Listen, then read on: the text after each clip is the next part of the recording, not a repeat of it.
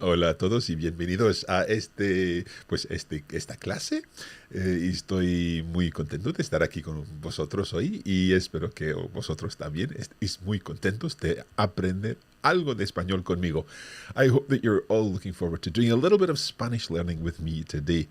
If you don't know me already, my name's Mark. I am the founder of Coffee Break Languages and I lead a fantastic team of language teachers and professionals, and we love putting together new content for you. Today we're going to be doing a little bit of work on grammar. We're going to be looking at the imperfect tense in Spanish. And if you're joining us, I'm guessing that's why you're here. Let me know where you're watching. It's always great to know where you're watching from. We're broadcasting on our YouTube channels for Coffee Break Languages and for Coffee Break Spanish. And we're also broadcasting on our Coffee Break Spanish Facebook page. So fingers crossed, everything is working. Let me just check that the slides are working. The slides are working. That all looks fine. I think that means we are good to go. As I say, let me know where you're watching from. We're going to be looking at the imperfect tense. There are different tenses in Spanish for talking about the past, and this is a particular one which will help you talk about what you used to do or what you were doing when something else happened, for example. And we're going to be looking at lots of examples of this and trying to work out how it all fits together, and so that you know when to use the imperfect versus another tense. So if you have any questions about the masterclass in particular, or indeed just about the imperfect tense, I'm very happy to answer them today. We do have some people watching and we've already got questions, which is great. I think what we'll do is we'll start with the lesson part, focus on the imperfect, and then we'll come back to talking a little about the masterclass a bit later on. So let's begin to talk about the imperfect. And we're going to start in English. That might seem a little bit strange, but I'm going to start in English and think first of all about the way in which we talk about the past in English, because I think that will help us know exactly how to refer to different things in Spanish if we can sort out in our heads exactly what we're talking about. So that first sentence there, we went to Argentina and Chile last year. Okay, let's have a think about that. I have travelled to lots of South American countries. And my father used to live in Buenos Aires. So 3 different situations in English. And what we're trying to really work out here is what exactly is happening. We've got, we went to Argentina and Chile last year. That was a single completed action in the past. Last year, we travelled to Argentina and Chile. Boom, done. Okay, the next example, I have travelled to lots of South American countries. That's a have done something. So that is what we would call in English a present perfect, in Spanish a perfect tense. I have travelled to lots of South American countries. And the third one there, my father used to live. We're describing what was going on an ongoing situation. My father used to live in Buenos Aires.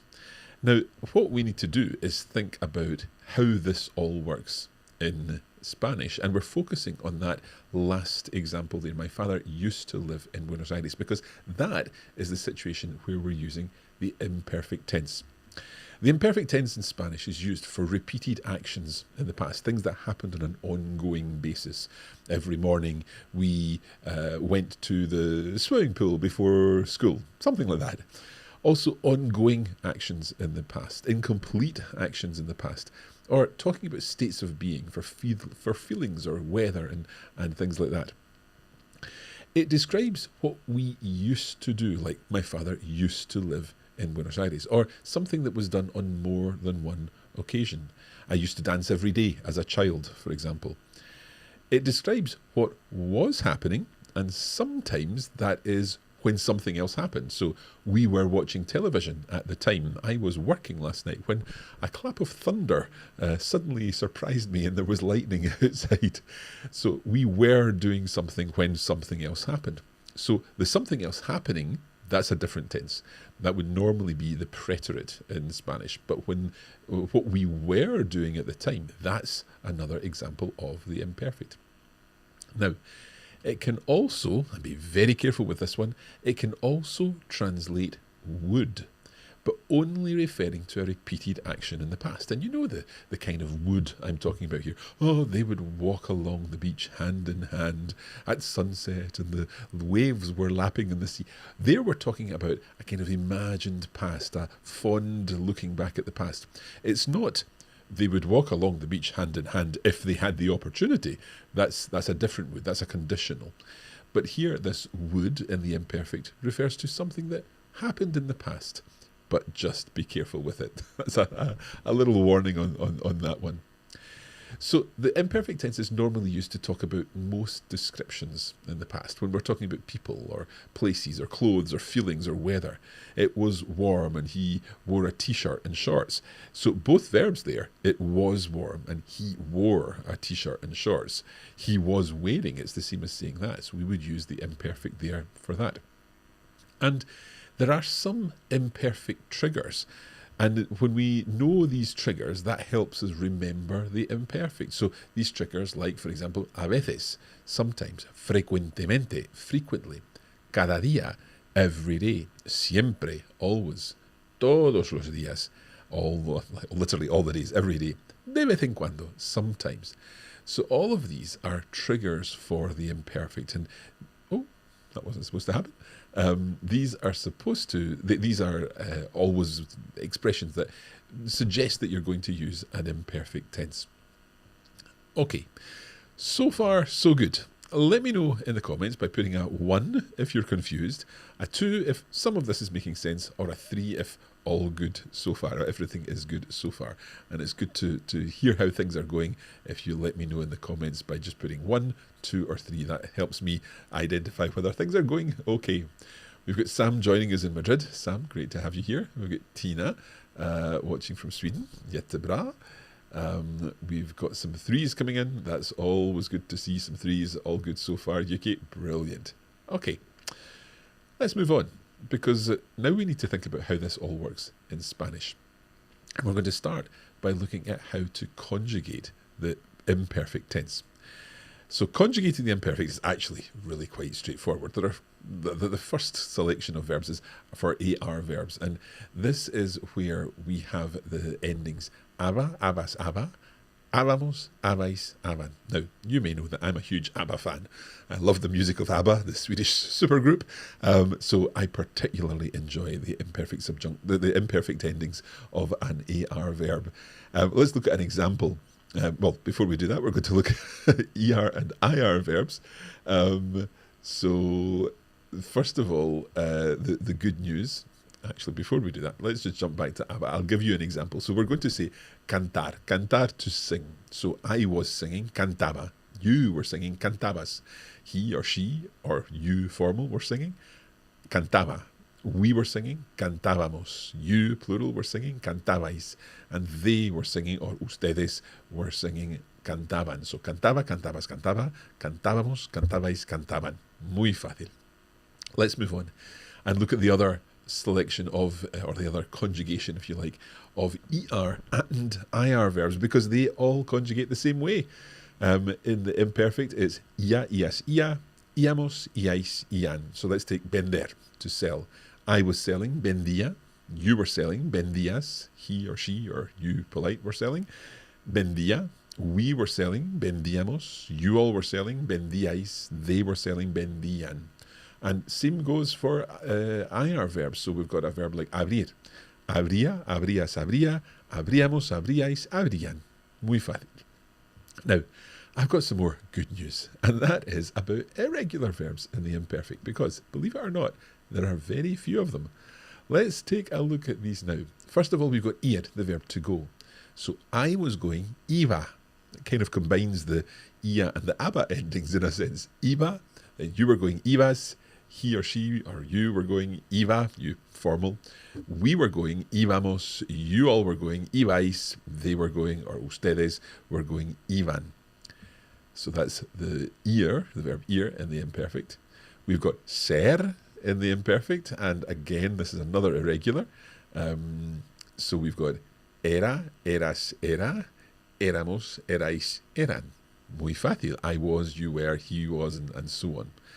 And believe it or not, there's only one other irregular verb in Spanish in the imperfect tense, and that is ver.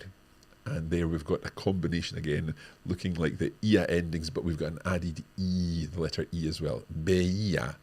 Quite tricky to say. There's three separate syllables there. Veía, veía. Then veías, veía, veíamos, veíais, veían. Okay.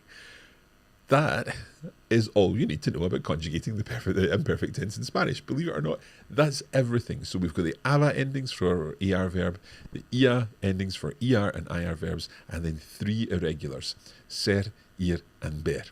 And that's it. That's good news, isn't it? Come on, you have to admit that that is good news, that we've only got these three irregular verbs in the imperfect. So, again, so far so good. Let me know in the comments. Are you confused? Are some of this making sense? Perhaps the imperfect is new to you. Perhaps this is a lot of information, and that's absolutely fine. Don't worry about that.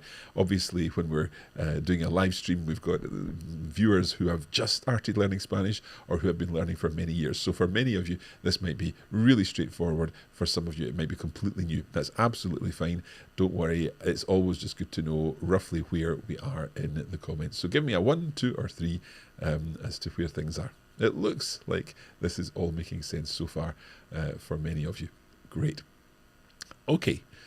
Now, what we're going to do now is a little bit of listening practice. And this listening practice is going to let you listen to a conversation which is going to include lots of examples of the imperfect tense. And that way, you're putting into practice what you've just learned. So listen out for these endings, the ava, the ia endings. And we're going to be listening to a conversation, and this is taken from our masterclass. I mentioned the masterclass earlier. This whole live session is really around our masterclass because we've got a new session of the masterclass starting next week. And if you're interested in taking your Spanish to the next level, working through the materials of the masterclass over the next 6 months, then stay tuned because I'll be talking a little more about that a bit later on. But for our listening activity, you're going to listen to this conversation, and first time round, you won't see a transcript. So just listen first time round, and then second time round, I'll let you see the transcript. So I'm going to ask you how it was, and 1 will be very difficult, 2 will be okay, and 3 will be really straightforward. So the same kind of idea as before. 1 really tricky, 2 okay, and 3 straightforward once we've listened to this. But let's have a listen now to our first reading of this dialogue. Tengo que pedirte un favor. ¿Puedo hacerte algunas preguntas para un trabajo de clase? Tengo que comparar cómo viven los niños hoy en día y cómo vivían hace años. Por supuesto. Estupendo, pues vamos a empezar. Primera pregunta. ¿Cuántas horas de clase tenías en el colegio? Aproximadamente, claro. Puedes comparar con el horario de clase de tus hijos, por ejemplo. Pues no le recuerdo exactamente, pero yo estaba en el colegio menos tiempo del que están mis hijos. Íbamos más temprano, pero siempre comíamos en casa.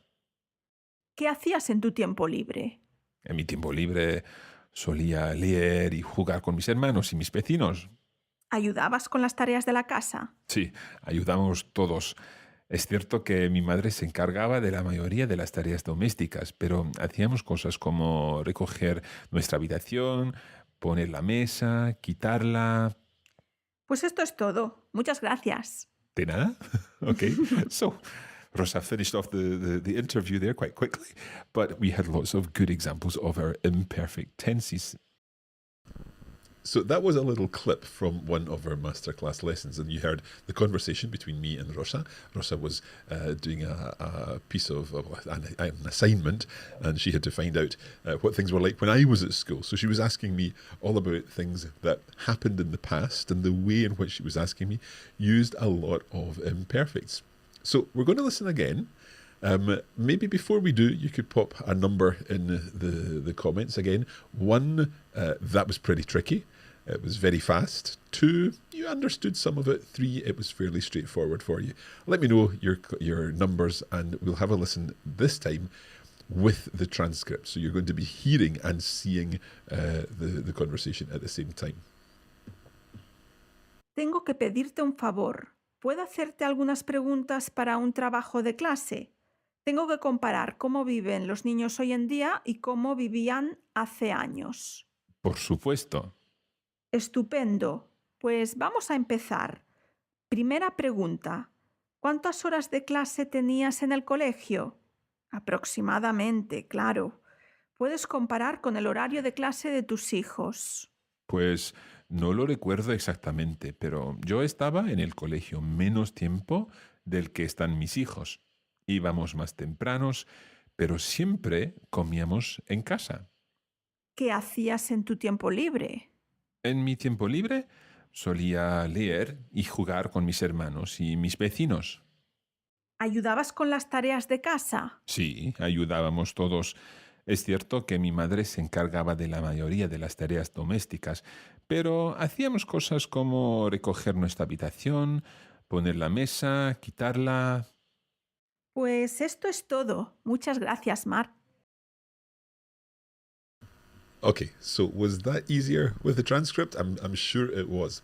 Let's go through this whole text together now. I'm going to bring the text onto the screen and we can go through it together and we'll pick out all of those imperfect tenses too as we go through it. So, tengo que pedirte un favor. Rosa begins by saying, I need to ask you a favor. ¿Puedo hacerte algunas preguntas para un trabajo de clase? Can I ask you some questions? Literally, to make to you some questions. Para un trabajo de clase, for a work of class, for some homework, for an assignment. Tengo que comparar cómo viven los niños hoy en día y cómo vivían hace años. I need to compare how young people or children live nowadays, hoy en día, y cómo vivían and how they used to live hace años. So there's our first imperfect. Vivían. That's from vivir, the verb to live, and they lived or they used to live in the imperfect. And I say, por supuesto, of course. So Rosa continues, estupendo, pues vamos a empezar, let's get started. Primera pregunta, ¿cuántas horas de clase tenías en el colegio? First question, how many hours of class did you have at school? Aproximadamente, claro. Approximately, of course.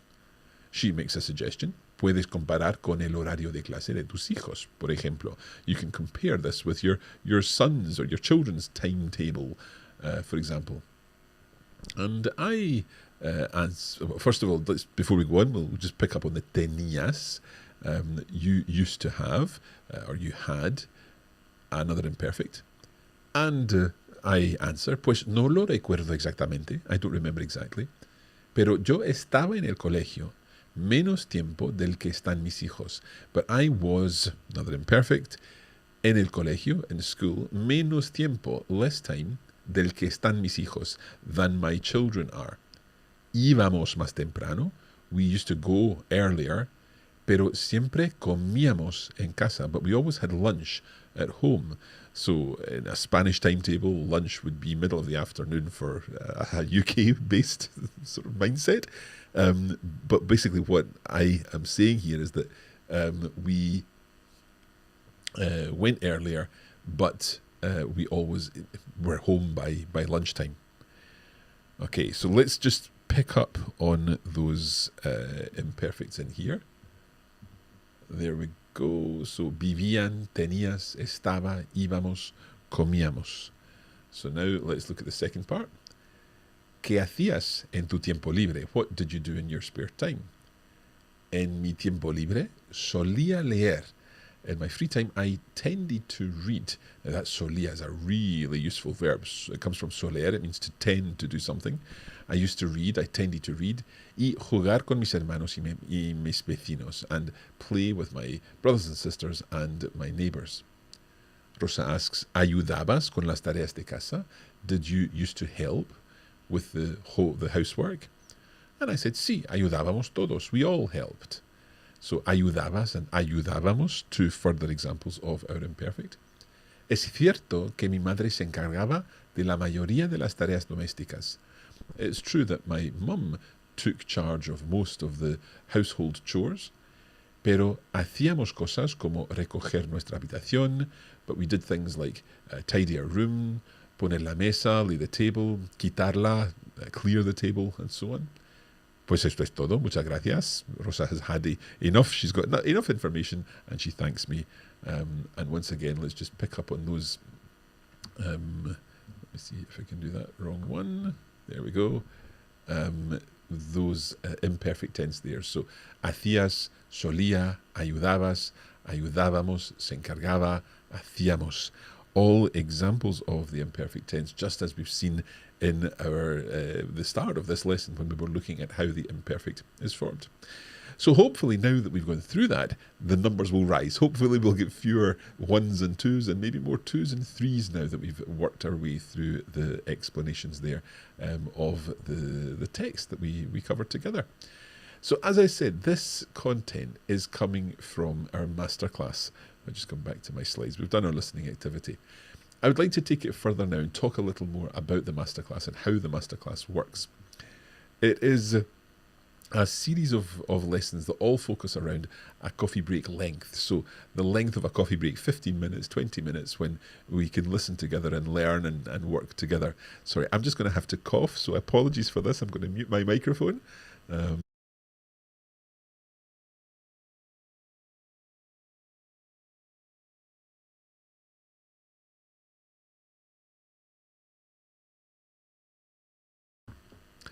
Sorry about that.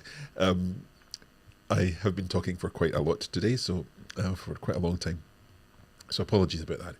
So coffee break length. These are coffee break length lessons, 15 to 20 minutes. And if you can afford that 15 or 20 minutes a day, then you'll be able to work on the masterclass, no bother at all. And it's coffee break style, so everything's friendly. It's like going for a coffee with your friend who happens to be an expert Spanish teacher, and that you are experiencing that relaxed, enjoyable lesson.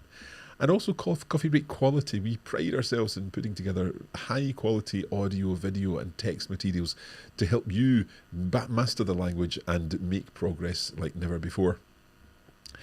Let's take a look at the curriculum for the masterclass. It's organised in 6 modules. So again, these 6 modules go across 6 months. So the first month, sorry, I'm going to have to cough again. I really apologise for this.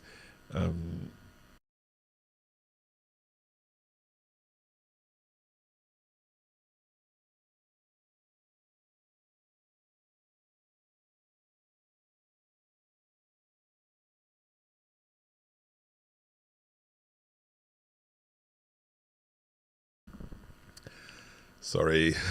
Okay, organised in 6 months. The first month, starting in October, is frases hechas. Now, frases hechas are idiomatic expressions. So these are those lovely expressions that help you sound more authentic when you're using Spanish. So we'll look at different frases hechas in each episode, and there will be 5 lessons in the month, and we'll provide additional materials to help you consolidate what you've learned. And the crucial thing is here, we're not just looking at one idiomatic expression. We're looking at an idiomatic expression or 2 or 3 within the context of a conversation, just like the conversation we've just heard with Rosa, where there's a dialogue, there's a situation, and we're hearing that frasecita or the fraseta in that context. In November, we'll move on to tricky verbs. And this is a module where we're focusing on those verbs that can be just a little bit tricky to use. Verbs that you might be familiar with. I'm thinking of an example like dar. Dar means to give, but it's also a verb that's used very varied in very varied situations because it can be used to mean lots of different things in different expressions and so on. So that's just one example, but we'll look at different tricky verbs through the module. And again, you'll be seeing all of this in the context of conversations and dialogues and fun lessons like what we've just done.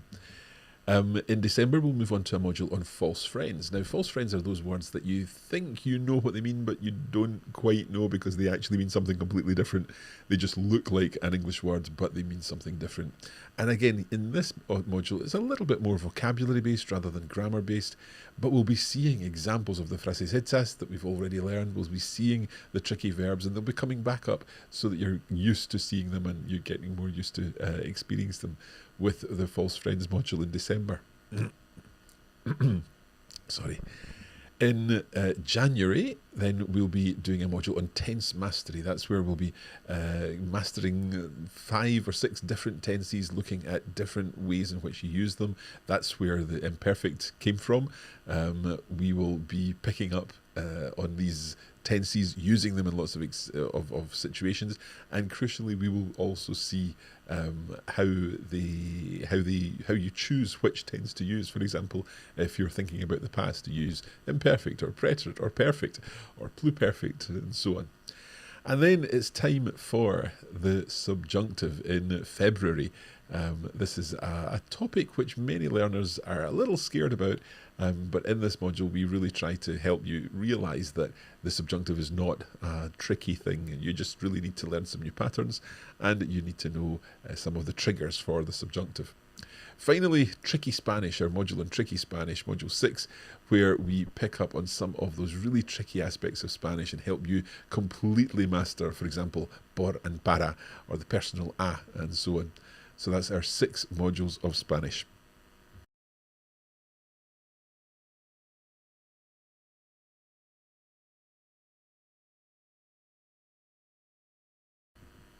Sorry, this is not going well today. I keep having to stop to cough. Becky is pointing out a very good example of a false friend, embarazada. It looks like embarrassed, but it does not mean embarrassed. It means pregnant. So a great example there of a false friend, and I'm sure that one will come up in our false friends module. Moving on, looking at the schedule of the masterclass. I'll bring this up on screen. I think I've got this that we can share. You should be able to see this. So the schedule of the masterclass is based around lessons every couple of days for the first half of the month. So this is October. You'll get a lesson on Monday the 2nd. Sorry, one more cough.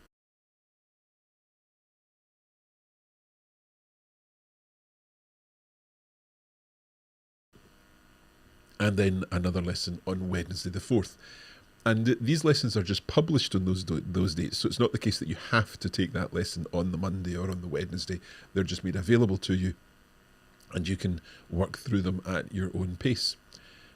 You'll get another lesson the second week, so that's lesson 3 on the second week of October. And then before we go on to lesson 4, we'll do an activity, and that will be an activity to help you practice what you've covered in lessons 1, 2, and 3. Then we'll return to the lessons for week 3, where we've got a lesson on the 16th and the 18th. Again, these are lessons published on those days. They're not the lessons that you have to do those days. But the 5 lessons of the month plus the activity will take up the first half of the month, 2/3 of the month if you like. And then at the end of the month we've got our video checklist and our video review of the topics, and then a test towards the end of the month where you can test what you've learned, and it's not a complex test, it's just something that you can do, a multiple choice test that you can do to check what you've learned over the course of the month. So that's the schedule of the masterclass.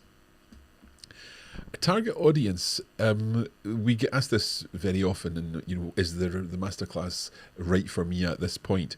And the masterclass is aimed at learners who are around let me bring this on. Yeah, so between the B1, B2 level of the Common European Framework of Reference. So there you'll see that it's between lower intermediate and upper intermediate. It's not yet at the C level. It's around the Coffee Break Spanish Season 3 level. If you've completed Season 2, then the masterclass is good for you. If you're working on Season 3, then the masterclass is again good for you. If you've gone beyond Season 3 and are on Season 4 but want a little bit of review, then again you might find the masterclass good for you for that level. But that's where we place it, kind of between B1 and B2, or around about our Season 3 level of the class. So that's our target audience. Again, if you've got questions, please do ask the questions. I'm very happy to answer the questions in just a moment. The pricing of the masterclass. So for the masterclass, you're getting 5 lessons per month. You get the bonus activities, you get the module test, email check-ins, guaranteed feedback from our tutors, and I'll go through that in a moment, and a course certificate. And the cost for that is a one-off payment of $399. The cost is in dollars only. You can obviously pay in any currency, but that will automatically be converted to dollars at the purchase time. And I should also say that cost includes any taxes that you may have to pay depending on where you are located, because everyone pays the tax in their local area wherever it is sold for a digital product. That price, that it doesn't change. That's the one price. There's not going to be tax on top of that, for example. I mentioned there about the check-ins, the guaranteed feedback. Let me just bring up this slide. So this summarizes the masterclass. You get 6 months, 6 modules, 5 audio lessons monthly. There's a course booklet that you can work through with the lesson notes and work through all of that. The bonus resources, which we help you consolidate at the end of the month, and then the homework tasks, which you'll submit for each lesson. And that's not an onerous task, it's just a short exercise or a short activity where you're practicing the content that you're working through. And then VIP support, this is the crucial bit, where your homework will be corrected and your questions answered by our expert masterclass tutors. So the idea is that when you post your homework, we'll get back to you and provide feedback on what you've written.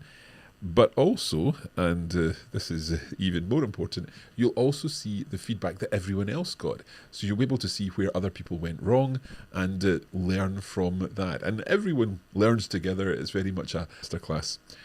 So hopefully that explains all of that aspect there. So, questions. I know we do have some questions, and I'm going to tackle all of these now.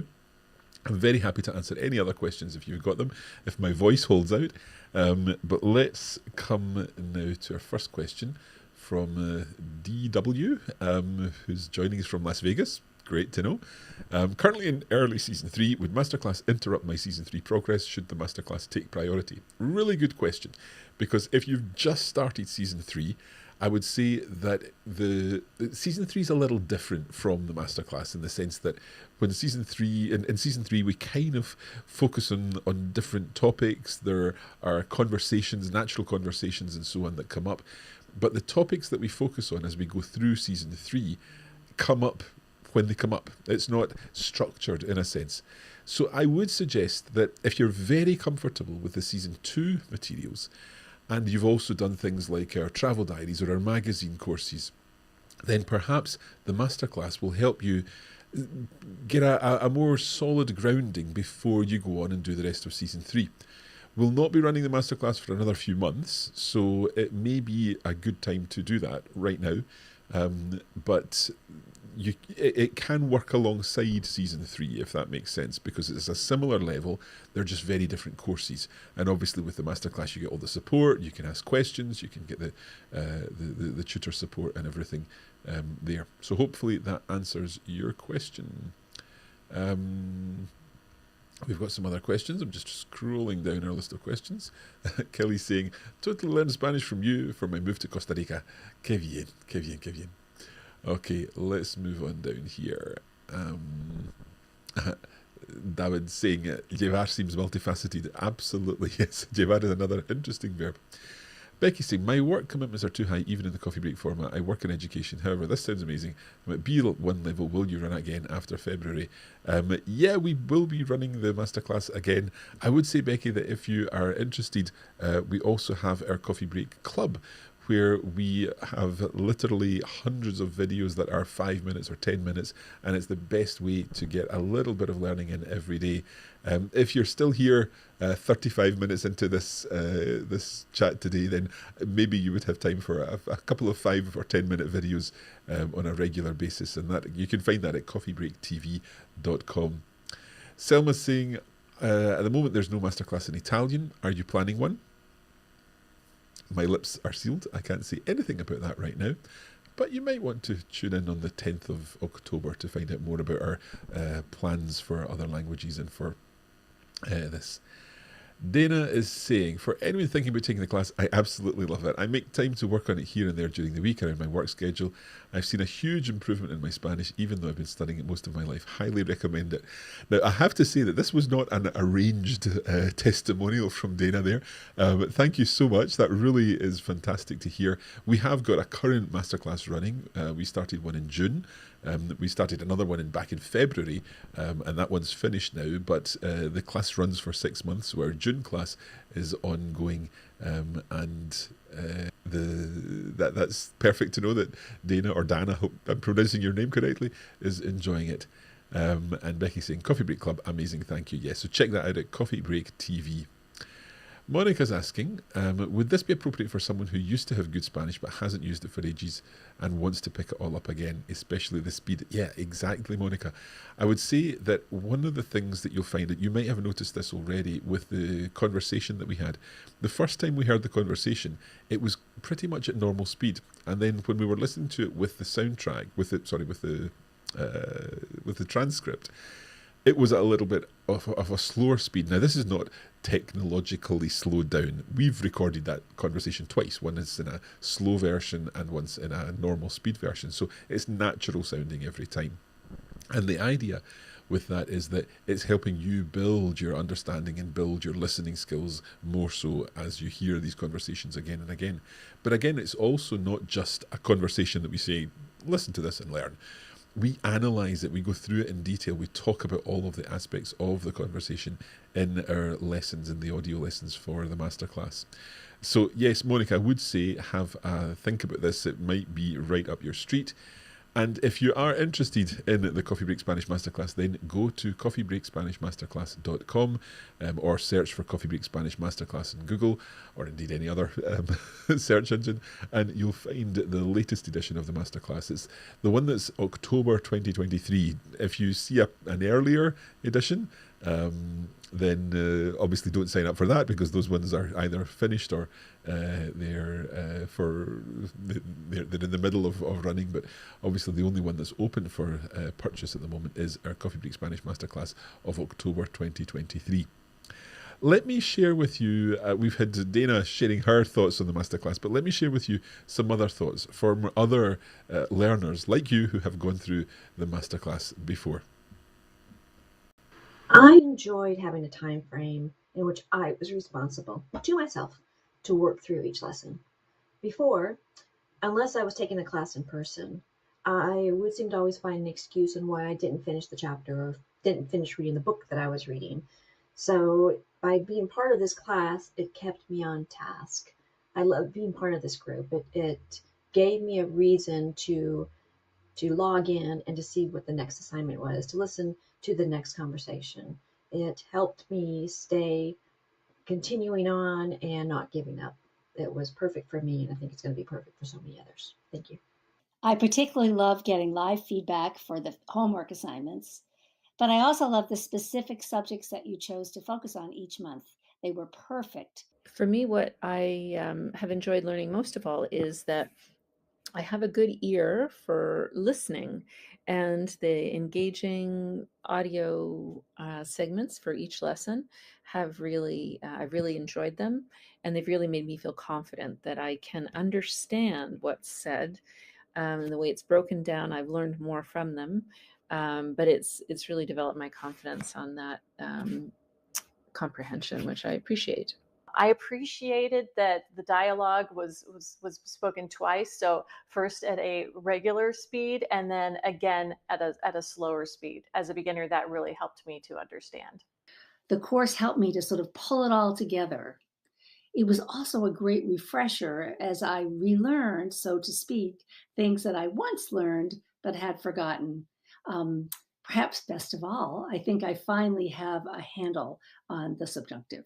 Mostly, I think there's been a lot of effort put into creating content that's challenging at this level, and I find there isn't much else available that I found that is working for me. So thank you for putting that together.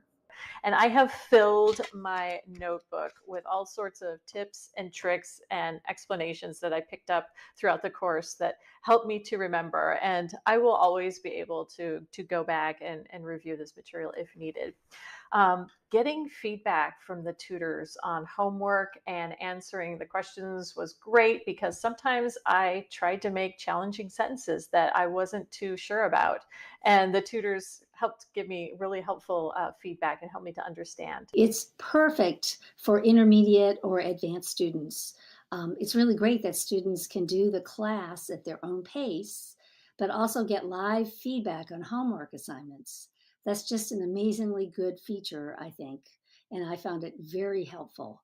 I'd recommend the masterclass to people who were interested at the advanced level, because there is not much engaging content, I find, for that level of learner.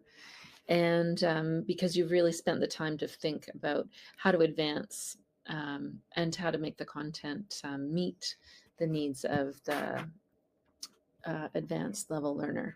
I love that, especially with the masterclass, I have a dedicated schedule to follow. So it kind of forces me to sit down and do my homework. But at the same time, I can do it at my own pace. So I don't have to be there at a certain time and be in class and be seated. So this has helped me tremendously, because I'm more at my age of working at my own pace. I also like that the tests are self-graded, so I can go back over them and retake them and look at what I did wrong and go over it again and again. For now, and also in the future, I can redo it again. So I am, it's an enormous help for me, since I have test anxiety. So it's nice to know that I can look at this many times over. So thank you. Yeah, this is perfect for me. And I think it's perfect for so many others as well. I really appreciated the structure of a regular monthly study plan that really helped me stay accountable to the course. I probably would not have made this much progress on my own. So I hope that gives you a little flavour of some of our previous students who have taken the masterclass. A couple more questions have come in while we were watching that. First of all, does feedback stop at the end of 6 months? So yes, the feedback and the support stops at the end of the 6 months. You will still have access to all the materials. You'll be able to work through them beyond that. But we will not be continuing to provide homework corrections and answering questions at the end of those 6 months. So it is a 6-month course. We work through it together as a cohort, if you like. And Yuki's saying, is it supposed to land on a page for Coffee Break French? No, it's not. If you go to Coffee Break Spanish Masterclass.com and you enter that in your address bar, you should very much end up on the Coffee Break Spanish Masterclass page. If you're struggling, you can go to, if you search for Coffee Break Spanish Masterclass, I've just done this to double check. You can go to the Coffee Break Academy. If you head to the Coffee Break Academy, you'll see there that you've got the option to buy either the French or the Spanish. Both Spanish and French are running starting in October, but you'll definitely be able to find it if you Google Coffee Break Spanish Masterclass. You'll find it there. Thank you very much. Muchísimas gracias. I hope that you've learned something in this session. Clearly, we were wanting to focus on the imperfect tense, and we hope that you've now learned a little more about the imperfect. We hope that you have learned a little more about the masterclass. All the information is here at coffeebreakspanishmasterclass.com, and the team can perhaps put the direct link in the what do you call it? The comments. Sorry, I'm really tired. The actual link, direct link. You'll be able to access the link there. Just a couple of other questions and comments. So Yuki's saying, no te preocupes. We'll need the French one as well, but later. Becky's saying, love the imperfect tense class, Mark. Really generous. No problem at all. And Monica's saying, as long as you get the use of constipado right, indeed. Sally's saying, I really enjoyed the masterclass when I did it. My favourite lesson was the phrases. I've enjoyed use estoy aburrida como una ostra several times. Fantastic. Great to know. Denise saying, I understand there's no support after 6 months. Does that mean no certificate either? No. You'll get a certificate for completing the masterclass, assuming you complete all of the modules and you take your final test. But the support, the ongoing support for the particular lessons in the masterclass will stop after the 6 months.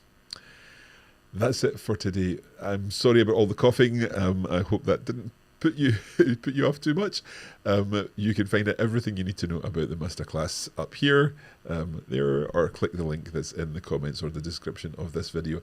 If you've been watching live, thank you very much. If you've watched the replay after the event, then I hope that this has been useful to you too. Muchísimas gracias y hasta la próxima.